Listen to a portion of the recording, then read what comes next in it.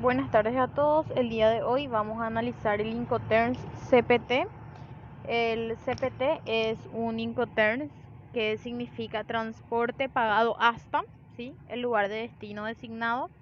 En este caso, básicamente el Incoterms CPT, la entrada de la mercancía, se produce cuando el vendedor pone a disposición del transportista que él mismo ha contratado para realizar el transporte principal, si bien el vendedor también gestiona y asume los costos del transporte principal hasta el lugar de destino designado. Por tanto, es diferente el punto en el que se realiza la transmisión de riesgos en el transporte, que es cuando se entrega la mercancía al primer transportista, y el punto hasta el cual el vendedor asume los costos de transporte, que en este caso sería el lugar de destino designado en el país del comprador. Como verán, es un Incoterms distinto a los que ya habíamos analizado anteriormente, debido a que el Incoterms CPT en particular es un Incoterms que entrega los riesgos y responsabilidades, en este caso ya en el país de destino, es decir, en el país del comprador. En el caso que existieran varios transportistas sucesivos, como en el transporte multimodal, que sería la combinación de diversos medios de transporte en particular, o combinaciones de camión-avión, camión-buque, el riesgo del transporte se transmite cuando la mercancía se le entrega al primer transportista dentro de esa cadena. En CPT, a diferencia de los Incoterms o del Incoterms propiamente CIP, el vendedor no tiene la obligación de contratar un seguro de transporte que cubra las mercancías desde el lugar de entrega hasta el lugar de destino. En este Incoterms, el vendedor tiene que realizar los trámites y asumir los costes del despacho de exportación, no así los del despacho de importación, que en este caso los lleva a cabo, o los trámites los lleva a cabo el comprador. Entonces hay una diferencia y podríamos decir, una subdivisión de costos de manera equitativa, donde el vendedor paga el despacho de exportación y el comprador el despacho de importación. El CPT puede usarse con cualquier medio de transporte, es decir, terrestre, marítimo, aéreo, incluyendo también el transporte multimodal llevado a cabo a través de contenedores. En lugar de entrega y recepción de la mercancía, el vendedor cumple con la obligación de entregar cuando se pone la mercancía a disposición del transportista, que en este caso el vendedor es quien contrata, ¿sí? Y el lugar en el cual se lleva a cabo, que por lo general sería en este caso en su propio país, ¿sí?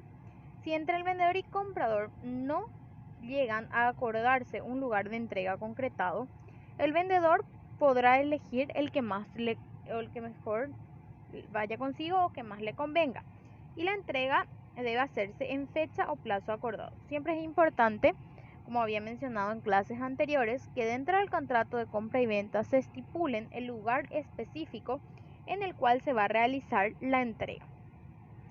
Si hubiera varios transportistas sucesivamente que transportaran las mercancías hasta el lugar de destino en específico, se entiende que la obligación de entrega se ha cumplido cuando se entrega la mercancía al primer transportista de la cadena. Es decir, una vez que la mercancía se entrega al primer transportista, ya el vendedor cede su responsabilidad al comprador.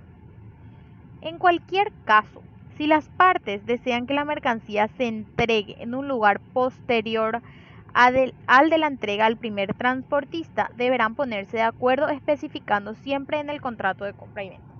Como mencioné en clases anteriores, siempre toda estipulación de lugar, de fecha, de plazos, siempre deben estar contenidos en el contrato de compra y venta. El comprador tiene también la obligación de recoger la mercancía que le entrega el transportista contratado por el vendedor en el lugar designado, siempre que el vendedor lo haya notificado debidamente en tiempo y forma. Es decir que, básicamente, una vez que el vendedor ha llegado hasta un lugar con ese transporte, el comprador tiene la obligación de recoger la mercancía en ese lugar en tiempo y forma, ¿sí?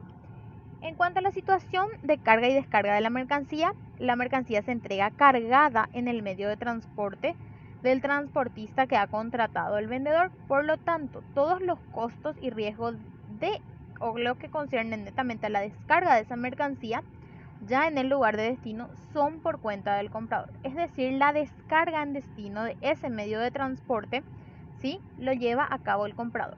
Todos esos riesgos lo asume ya el comprador. Entonces es muy importante también definir en qué momento pasa o qué momento en específico tiene el comprador que asumir los riesgos y los costos. No obstante, es habitual que el transportista contratado por el vendedor lleve a cabo la operación de descarga en el lugar de destino, ya que le interesa tener sus medios de transporte, como ser camiones, buques o aviones, libres lo antes posible, por lo que la descarga se suele incluir en el porte.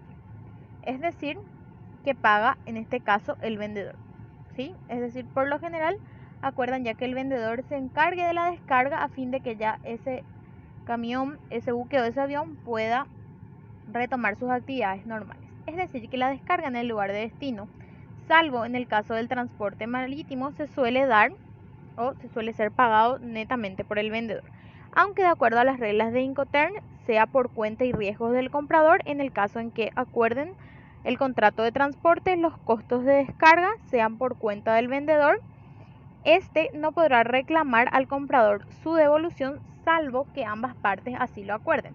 Es decir, que el vendedor asumirá los riesgos, pero si acuerdan anteriormente que el comprador asumirá esos riesgos, entonces el comprador le paga al vendedor por esos gastos ocasionados.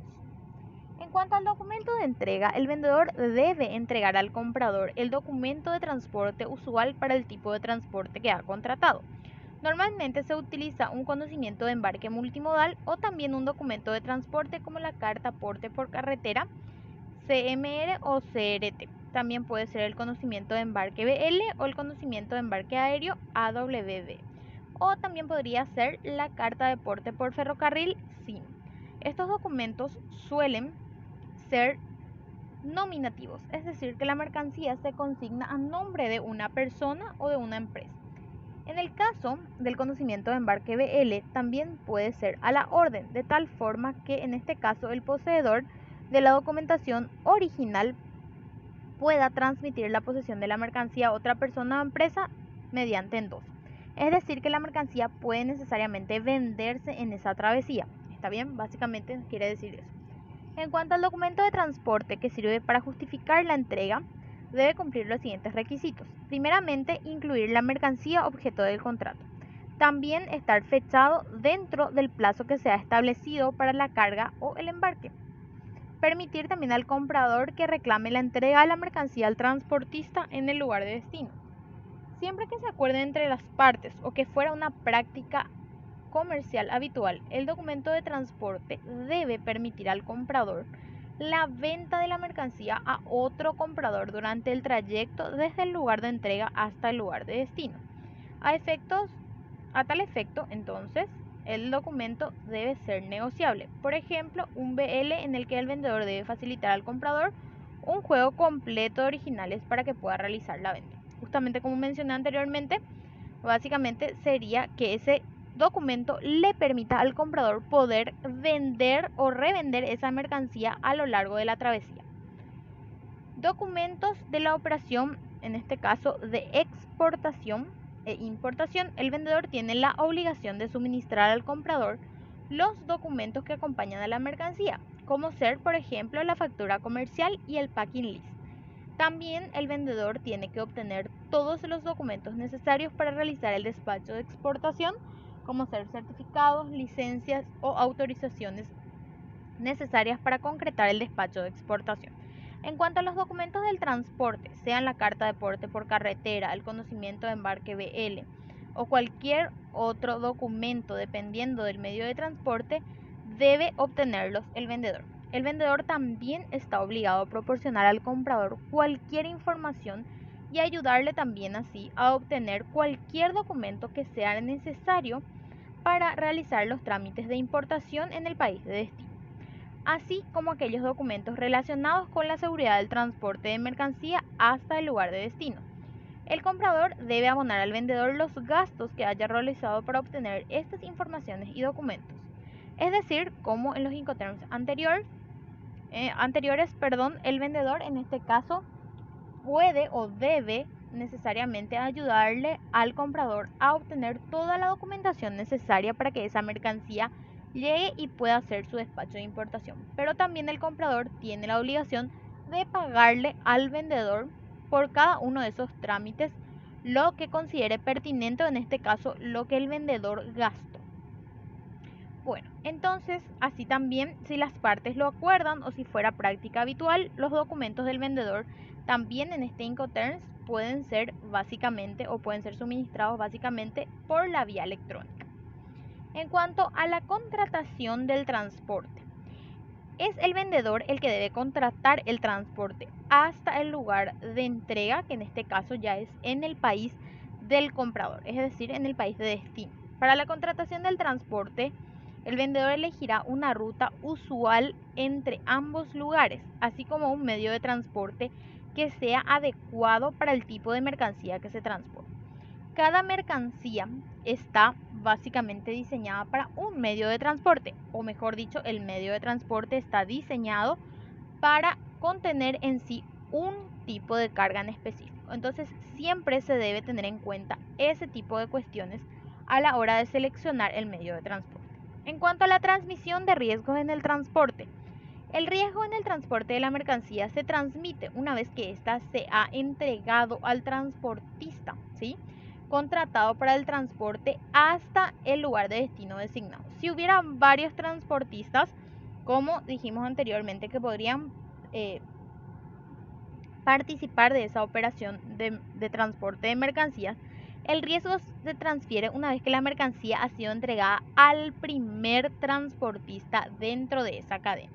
A partir de ese momento ya es el comprador el que corre con todos los riesgos del transporte, incluyendo así los riesgos que puedan producirse durante ese transporte internacional, desde el lugar de entrega al lugar de destino designado. Entonces es importante también mencionar eso. Una vez que el primer transportista básicamente se hace cargo de esa mercancía, entonces hasta llegar a destino ya básicamente son los riesgos del comprador. Entonces, para que se produzca la transmisión de riesgos en ese transporte, es necesario que la mercancía pueda ser siempre identificada e individualizada como la mercancía objeto, ¿sí?, del contrato de compra y venta internacional. Asimismo, el vendedor debe comunicar al comprador de forma fehaciente que has puesto la mercancía en el lugar acordado. Entonces, siempre también es importante todo lo referente a envase y embalaje referente a esa mercancía para que pueda ser individualizada.